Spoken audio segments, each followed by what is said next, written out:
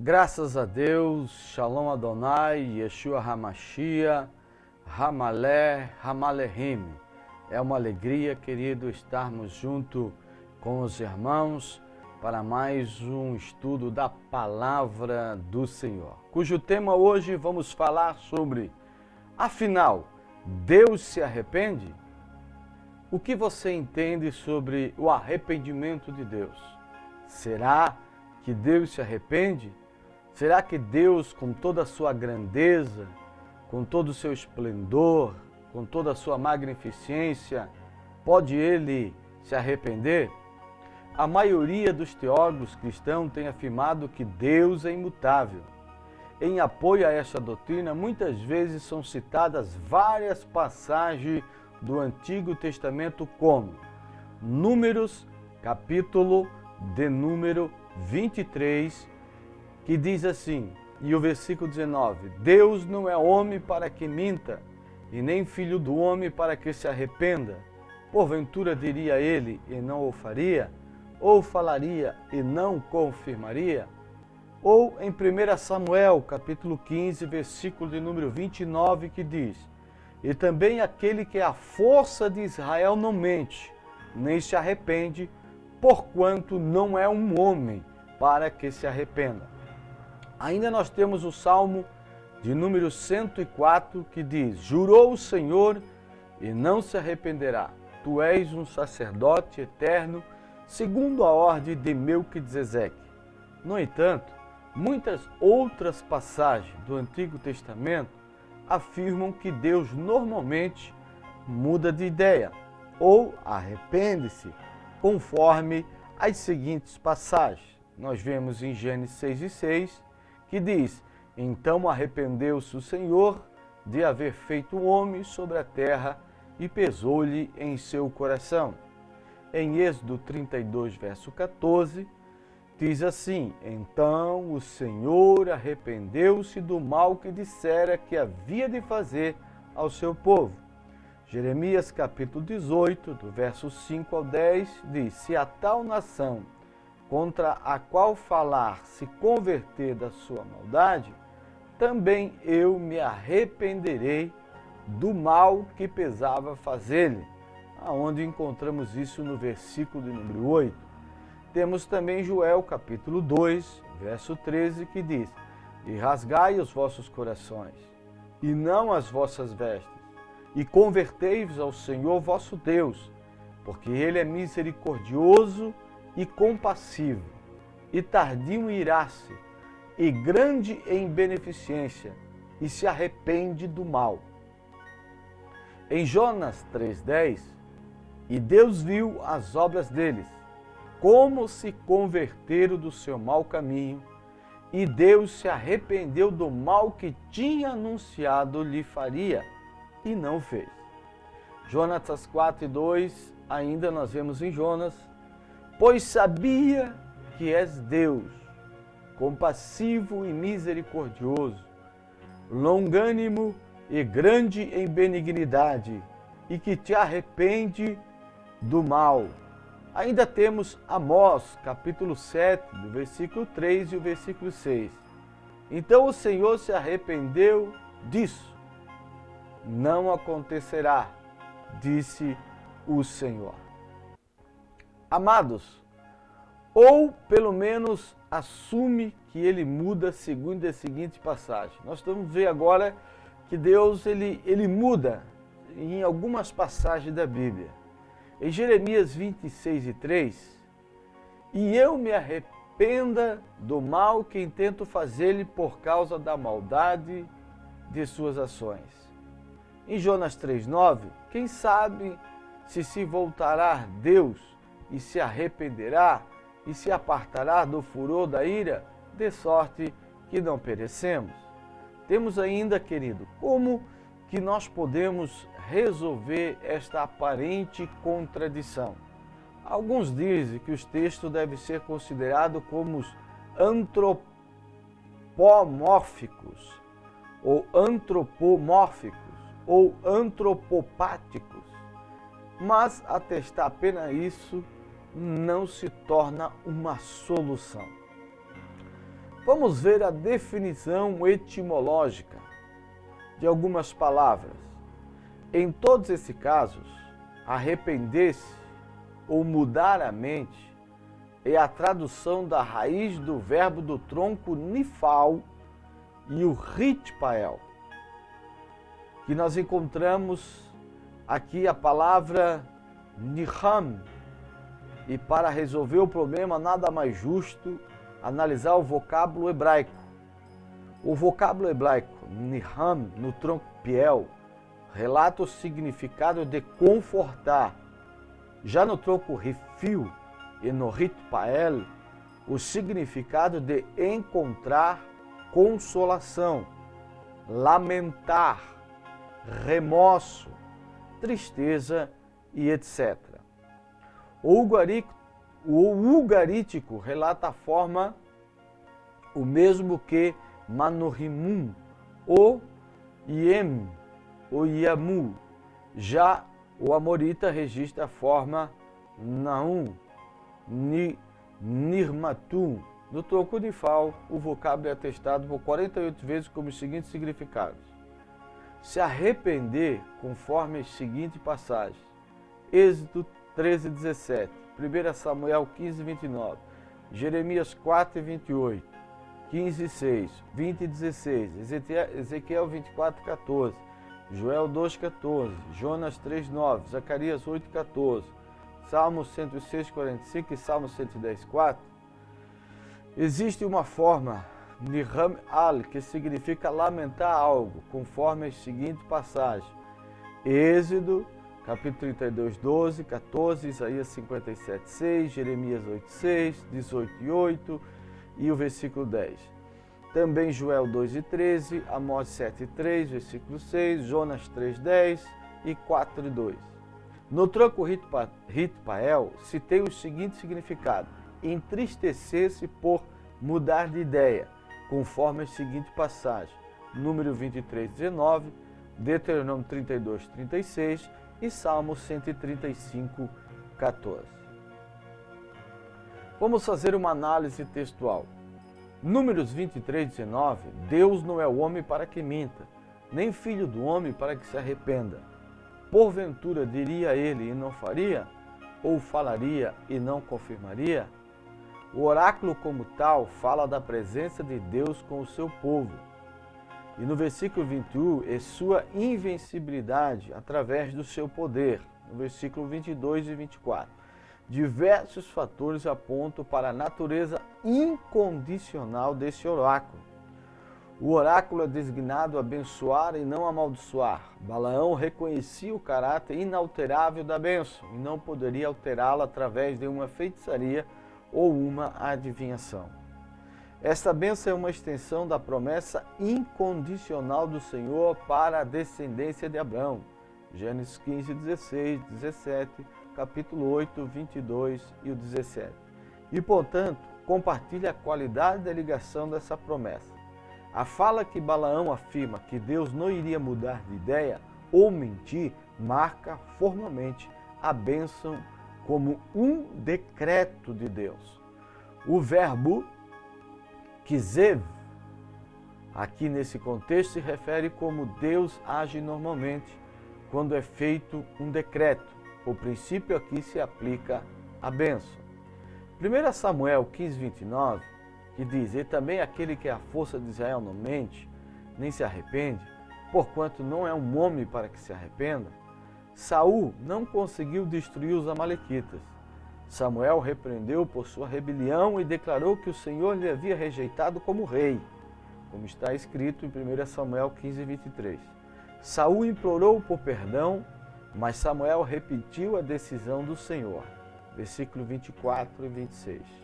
Samuel, em seguida, acrescenta as seguintes palavras: o Senhor tem rasgado o reino de Israel de você hoje e tem dado ao teu próximo, que é melhor do que você. Também a força de Israel não mente, nem se arrepende, pois ele não é homem para que se arrependa. No versículo 28 e 29.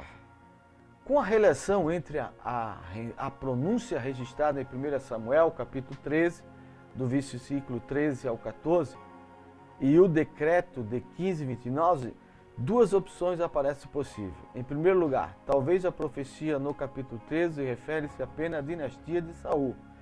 A dupla referência ao reino de Saul pode significar sua dinastia conforme o uso do termo em 2 Samuel 7,16, enquanto o capítulo 15 se refere especificamente a Saul como uma pessoa que reinava ou reinar sobre Israel. Ele te rejeitou como rei, nos versículos 23 e 26. Nesse caso, a profecia anterior não necessariamente tornou-se incondicional aqui. Em segundo lugar, é possível que ambos, 1 Samuel 13, do versículo 13 a 14, e o 15 e 29, dizem respeito a Saul pessoalmente. Nesse caso, o primeiro discurso poderia ser um decreto informal, ou o segundo discurso simplesmente esclarecendo a ambiguidade anteriormente. No entanto, se ambos os discursos referem-se a Saul, é mais provável que a primeira declaração era um anúncio implicitamente condicional e que a condenação de Saul não foi selada até o segundo discurso. Vários fatores apoiam essa visão. Primeiro, Davi substituiu Saul depois do segundo discurso. 1 Samuel, capítulo 16. Segundo, também a declaração do Senhor em 1 Samuel 15, 11 e a resposta de Samuel sugere que a advertência anterior para Saul não tinha sido definitiva. Se o destino de Saul já tinha sido decretado, por que o profeta passou a noite inteira clamando por Deus? Terceiro, a presença do vocábulo hoje no segundo discurso de Samuel indica que a decisão de Deus foi finalizada nesse ponto, não antes. Salmo 110, verso 4. Nessa passagem, o Senhor fez um juramento de que o rei Davi ocuparia um status real, sacerdotal especial, muito parecido com o de Melquisedeque, o antigo rei de Salém. A declaração de que Deus vai mudar sua mente ou retrair sua declaração refere-se claramente ao pronunciamento específico que segue e, em conjunto com a referência a um juramento, assinala a declaração como um decreto. Êxodo 32, versículo 12 e 14, porque hão de falar os egípcios, dizendo, para mal os tirou para matá-los nos montes e para destruí-los da face da terra. Torna-te da ira do teu furor e arrepende-te deste mal contra o teu povo. Então o Senhor arrependeu-se do mal que dissera que havia de fazer a seu povo. Quando Deus viu os israelitas adorando o bezerro de ouro, ele com raiva anunciou a Moisés sua intenção de destruir o povo e levantar uma nova nação por meio de Moisés. Êxodo 32:10, a fórmula da declaração é uma seguinte: imperativo mais jussivo mais coortativo. Mais coortativo, isso indica que não é um decreto, mas uma expressão de frustração de Deus com o seu povo. Na verdade, isso é exatamente o que aconteceu. No verso 11 ao 14, Moisés apela a Deus. O que pensarão os egípcios? Ele lembrou do seu decreto incondicional aos patriarcas. Versículo 13 e o versículo de número 14 declara que Deus de fato mudou de ideia. E assim Moisés foi capaz de ter sucesso porque Deus só tinha ameaçado com juízo, mas não decretado. O que nós chegamos a aprender aqui? Quando nós vemos a expressão que Deus se arrepende não de um decreto, nem de uma coisa decretada, mas sim de suas intenções, de suas muitas vezes até promessas, mas não seus decretos. Deus, ele só se arrepende de algumas intenções. Nós vemos também Amós, capítulo 7, versículo 3 e o versículo 6, que diz: então o Senhor se arrependeu disso, não acontecerá, disse o Senhor. Versículo 6, e o Senhor se arrependeu disso, também não acontecerá, disse o Senhor Deus. Amós registra um caso semelhante da intercessão profética. O Senhor mostrou a Amós duas visões de julgamento que ele estava planejando contra Israel. Depois de ver as visões, Amós pediu ao Senhor para ser misericordioso. ambos os casos, o Senhor se arrependeu do curso planejado da ação e anunciou que o julgamento não iria acontecer. Então aqui havia um planejamento, uma intenção de Deus, a qual, pela intercessão do profeta, Deus volta atrás. Deus não havia decretado, mas sim planejado. Tudo que Deus planeja e suas intenções, Deus pode voltar atrás de uma ideia, mas jamais se arrependerá de um decreto que ele decreta de uma vez só. Querido, ele havia simplesmente mostrado a Amós duas visões, mas ainda não havia decretado o curso da ação. Nós vemos, no entanto, a paciência de Deus pode se esgotar. Ele mostrou a Amós ainda uma terceira visão que, em vez de retratar a destruição da nação, convidou o profeta para refletir sobre a condição moral de Israel a partir da perspectiva de Deus. Tendo convencido seu profeta da necessidade do julgamento, Deus declara que ele não passaria mais por Israel. No versículo 8, após compreender as palavras de Deus como um decreto, Amós não ofereceu mais nenhuma objeção. Jeremias capítulo 15, versículo 6, no capítulo 18, versículo 8, no versículo 10, no capítulo 26, no versículo 3, no versículo 13 e no versículo 19. Como já observado, Deus veio para o ponto onde ele decretou através de Jeremias que o julgamento iria cair sobre Judá. Jeremias 4, 28. No entanto, ele emitiu este decreto só depois de muitas advertências. O início do reinado de Joaquim, Deus disse a Jeremias para proclamar a sua palavra no pátio do templo, na esperança de que o povo se arrependesse. Ele declarou bem, pode ser que ouçam e se convertam, cada um do seu mau caminho. Então me arrependerei do mal que intento fazer-lhes, por causa da maldade de suas ações. Ou seja, Deus tinha a intenção de punir, mas antes ele alertou, porque ele não é Deus que se arrepende. Quando o povo ameaçou matar Jeremias, o profeta exortou-os novamente a arrepender-se e a mais uma vez prometeu-lhes que Deus iria retrair o anúncio do juízo. Versículo 13. Alguns dos anciões se adiantaram e lembraram ao povo que Deus havia retraído tal anúncio nos dias de Ezequias, e os que ouviram a palavra de Miqueias e arrependeram-se. O princípio da mensagem de Jeremias e conselho dos anciãos é que Deus vai mudar de ideia a respeito de um curso indicado da ação, dependendo da resposta que recebe. Este princípio é articulado claramente em Jeremias 18, do versículo 7 ao 10. Aqui o Senhor explica que uma nação pode evitar seu julgamento e ameaçada se eles se arrependerem, quando confrontados com o seu pecado. Em tais casos, ele irá ceder, não provocar o desastre anunciado. Versículo 8. Por outro lado, se uma nação a quem Deus destina-se a mostrar os seus pecados, favor, ele pode reconsiderar. Por isso que nós vemos a palavra hebraica no versículo 10 que diz: Veni ramiti, e reterá sua bênção. Judá não respondeu ao chamado de Jeremias para o arrependimento. Versículo 18 e 12. O Senhor decidiu julgar o seu povo, declarando que a intercessão profética, mesmo por esses defensores como Moisés e Samuel, não alteraria seu curso. Capítulo 15, de 1 ao 5. Ele estava cansado de compaixão. Versículo 6, nós temos aqui uma palavra hebraica que diz Nil eitim rinarem, e não mais adiar o julgamento. O decreto do juízo em 4:28, formalizado pela declaração eu não vou ceder, deve ter esta decisão é posterior.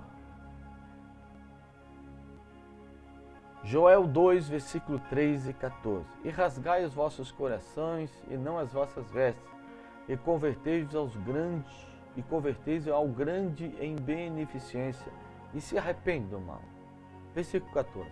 Quem sabe se voltará e se arrependerá e deixará após si uma bênção, em oferta de manjar e libação para o Senhor vosso Deus. A praga de gafanhoto vivida pela geração de Joel era um prenúncio de um julgamento ainda mais devastador. O próprio Senhor estava liderando um exército de logustas para ajudar, mas talvez o julgamento ainda pudesse ser evitado. Afinal, o próprio Senhor estava chamando seu povo ao arrependimento. Joel 2, versículo 12. Joel instou as pessoas a responder de forma adequada e encorajou-as com estas palavras. Quem sabe se voltará e se arrependerá e deixará após si uma bênção? As pessoas aparentemente tinham tomado em consideração o conselho de Joel. Nos versículos subsequentes, afirma-se que o Senhor de fato teve pena do seu povo, no versículo 18, e prometeu restaurar que os gafanhotos tinham devorado, ou restaurar tudo que os gafanhotos tinham devorado. Esta passagem importante ilustra mais uma vez que Deus é capaz e disposto a retirar anúncios de julgamento, mas jamais voltará atrás ou se arrependerá de um decreto. Além disso, no versículo 13, indica no estilo de credo que Deus se arrepende caracteristicamente de mandar anúncios de julgamento. A vontade de mudar sua mente está ligada com os outros atributos divinos, como a sua graça, sua compaixão, sua paciência e o seu amor. Em Jonas, capítulo 3, versículo 9 a 10 e o capítulo 4, versículo 2, embora o anúncio do julgamento de Nínive de Jonas parecia incondicional, ele foi acompanhado por nenhuma indicação formal que foi um decreto. No capítulo 3, verso 4, por esta razão, o rei de Nínive respondeu adequadamente na esperança de que o julgamento poderia ser evitado. No versículo 9, como Joel disse, quem sabe se Deus voltará e se arrependerá e retirará a sua ira ardente para que não pereça. Quando Deus viu a sinceridade dos ninivitas, ele de fato mudou de ideia a respeito da calamidade anunciada, no versículo 10. Para desgosto de Jonas, com palavras quase idênticas às de Joel 12, 13, ele observou que Deus é um Deus clemente e compassivo, lento para a ira e grande em benignidade, e que se arrepende da calamidade. Capítulo 4, versículo 2. Vamos fazer um resumo. Em cada caso, a recusa de Deus em recolher uma declaração refere-se direta ou indiretamente à aplicação de um decreto específico identificado no contexto. Sua bênção a Israel, de acordo com o pacto feito com Abrão, sua rejeição pela desobediência de Saul e seu juramento para tornar o rei Davi um sacerdote real. E no Salmo 104 é a sua decisão de julgar Judá. E cada passagem tem indicadores contextuais claros de que a declaração é incondicional. A afirmação que Deus não vai mudar de ideia marca formalmente a proclamação divina como um decreto. O esboço ilustra os tipos de declarações divinas no Antigo Testamento. A. Decretos formais. B. Decretos não informais.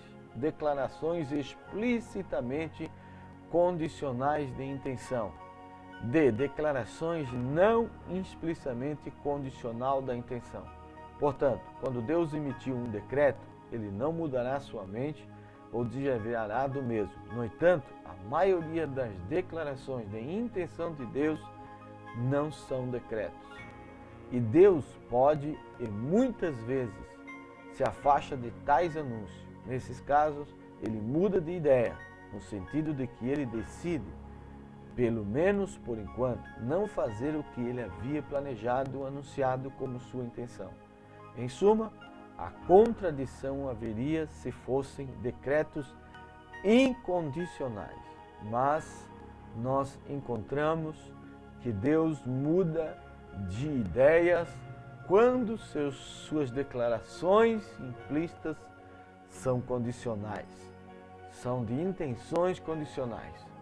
Mas dentro da palavra de Deus, entendemos, compreendemos de uma vez por todas que Deus não se arrepende de seus decretos, mas sim de suas intenções e de seus planos que são condicionais, ou seja, são propósitos eternos de seu caráter, para levar o seu povo ao arrependimento, para que ele mude a sua ideia e derrame o seu amor, sua bondade e a sua misericórdia. Você que não entendia ainda se Deus se arrepende ou não, possa você, através desse ensino, aprender a palavra de Deus.